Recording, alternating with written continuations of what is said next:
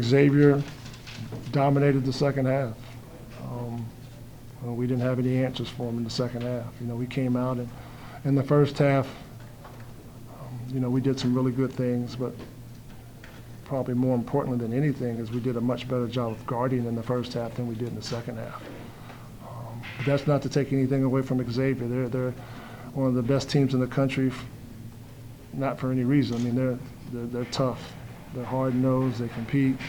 Chris has done a remarkable job in scheduling the games that he's scheduling and putting those guys in positions that he has for them to be successful. And they're going to be one of the better teams throughout the course of the year when they get into conference play because they've been battle-tested and they're tough.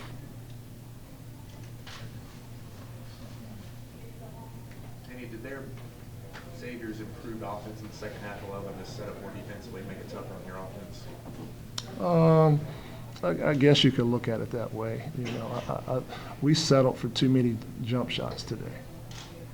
We can't play games when our leading scorer only gets 3 field goal attempts.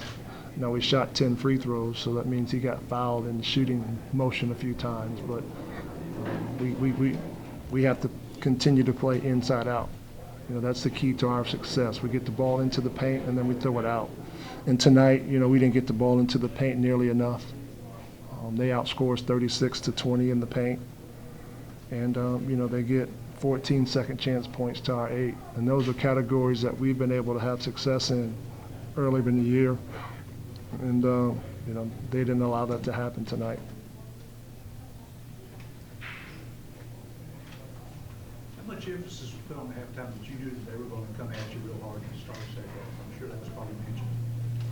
Yeah, it was mentioned. It was. And they came out and they delivered the first blow and we didn't respond well. Danny, how would you assess Crawford's play? Sixth leading scorer, but also more turnovers and assists. I think what you see from him tonight. I saw a freshman. I saw a talented freshman that's fearless. He's going to be the leader of our team for the next 3 years. What can you learn from kind of how the game ended with some turnovers and losing his temper? Got to get better from it. Can't let it happen again. Our freshmen have particularly him and John. Doral hasn't played quite as much because of matchups and things like that, but they're freshmen. And we know that they're going to have the freshman peaks and valleys, and it's going to happen throughout the course of the ball game. Brian Crawford is a battler. He's a warrior. And like I said, he's going to be the leader of our team for the next 3 years.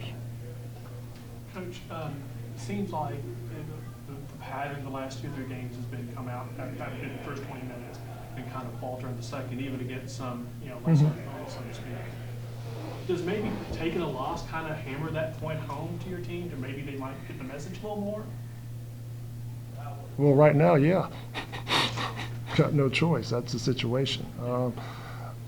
Yeah, you're right. We played some teams that weren't as good as Xavier and had some instances like we did in the second half we were able to overcome. Not able to overcome them against good teams. You're not able to overcome those types of miscues in our conference. And, we understand that. We talk about it. It's just a matter of going out and doing a better job of executing. And we had an opportunity tonight. And like I said, they came out in the second half and delivered the first blow, and we didn't respond well. In the first half, you did a much better job making them some jump shots by stopping the ball. Second half, it was the exact opposite of that. Was that because of something they did, or was that just your guys not doing what they should have done? Well, it depends on which locker room you're sitting in. As a coach, that's a real answer for you. Chris is going to say his guys did a good job of driving the ball downhill and getting into the paint, and I'm going to watch tape and say we got to do a better job of guarding. So. What impact, really, did you see from the 1-3-1 trap? We didn't drive gaps enough. We got the ball reversed and from one side of the court to the other, and we had good spacing. And when we drove gaps, good things happened. But we didn't drive gaps, you know. It didn't end up well for us. But that 1-3-1, I mean, I don't mind playing against it. I mean, I thought we had good shots. We just didn't go in, you know. Dino's, not to single him out, but, you know, if he gets 3 looks at a three-pointer, I'm okay with that because I know he's going to make at least 1 to 2. So. Some say, you know, and I'm sure you would agree with this, Xavier is one of the top teams in college basketball this year.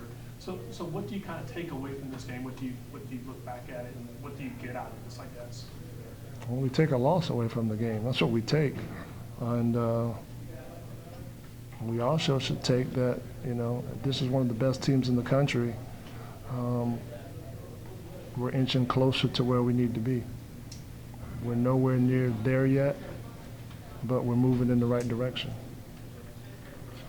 You break for tomorrow, Christmas, when you said.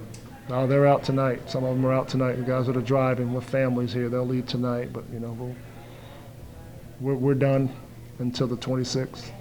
We'll come back on the 26th and have a practice that evening. We'll go twice on the 27th.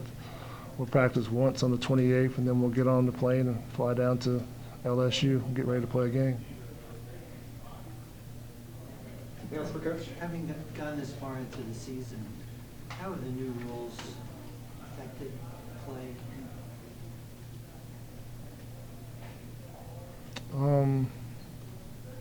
I think if you're an analytic guy and you look at numbers, you can make a case for whatever, but it comes down to what it's always come down to, what the 3 officials during that game are calling. And then you make your adjustments from there. And it doesn't matter what the rules are and all that stuff, it's what the officials are calling that particular game. Thank you, Coach. Right. Yep. Merry Christmas.